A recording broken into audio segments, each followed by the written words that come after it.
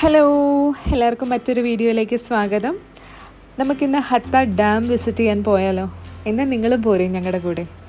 ഏകദേശം ഒരു 1.5 മണിക്കൂർ ഡ്രൈവ് ഉണ്ട് ഹത്ത ഡാമിലേക്ക്. എന്നാൽ നിങ്ങൾ RTA ബസ് വഴിയാണ് വരുന്നതെങ്കിൽ 2 മണിക്കൂറിൻ്റെ യാത്രയുണ്ട്. എല്ലാ 2 മണിക്കൂറിലും ദുബായിൽ നിന്ന് വരുന്നവർക്ക് ദുബായ് മാളിൽ നിന്ന് കാലത്ത് 7 മണിക്ക് തുടങ്ങുന്ന ട്രിപ്പുണ്ട്. എല്ലാ 2 മണിക്കൂറിലും ഷട്ടിലുണ്ട് ഹത്ത ഡാമിലേക്ക്. വെറും 25 ദർഹത്തിന് നമുക്ക് ഇവിടെ വന്ന് ഹത്ത ഫുൾ നമുക്ക് വിസിറ്റ് ചെയ്തിട്ട് പോകാവുന്നതാണ്. ബസ് ചാർജാണ് 25 ദർഹം. നമുക്ക് യാത്രയില്ലാതെ എന്ത് കാഴ്ചകളല്ലേ.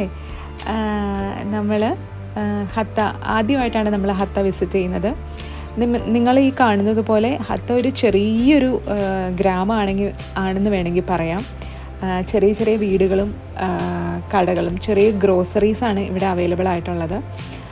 ചെറിയ ഗ്രോസറിയും ഫാർമസിയും എന്ന എല്ലാ സൗകര്യങ്ങളും ഉണ്ട്. ദുബായ് പോലെ അത്രയും വികസിച്ചിട്ടില്ലെന്ന് മാത്രം, പക്ഷേ സൗകര്യങ്ങളെല്ലാം ഇവിടെയുണ്ട്. അങ്ങനെ നമ്മൾ യാത്രക്കൊടുവിൽ ഇവിടെ ഹത്തയിലെത്തി. ഫസ്റ്റ് നമ്മൾ വിസിറ്റ് ചെയ്യുന്നത് ഹത്ത ഡാം തന്നെയാണ്. ഹത്ത ഡാമിൻ്റെ ഏറ്റവും വലിയ പ്രത്യേകത എന്താണെന്ന് വെച്ചാൽ ഈ ഗ്രീൻ കളറിലുള്ള ഈ ഭയങ്കര കാഴ്ചയാണ്. ഇവിടെ ഫോട്ടോ എടുക്കാനും വീഡിയോ എടുക്കാനും വേറൊരു ലെവലാണ്. നല്ല അട്രാക്ഷനാണ് അവിടുത്തെ ആ ഡാമിലെ വെള്ളം എന്ന് പറയുന്നത്.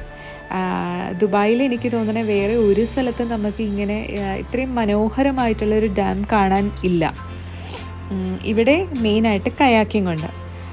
കയാക്കിംഗ് പോകാൻ താല്പര്യമുള്ളവർക്ക് ഇവിടെ ഒരാൾക്ക് സിംഗിൾ ആണെങ്കിൽ 60 ദർഹവും ഡബിൾ കയാക്കിങ്ങിന് 120 ദർഹമാണ് അവർ ചാർജ് ചെയ്യുന്നത്.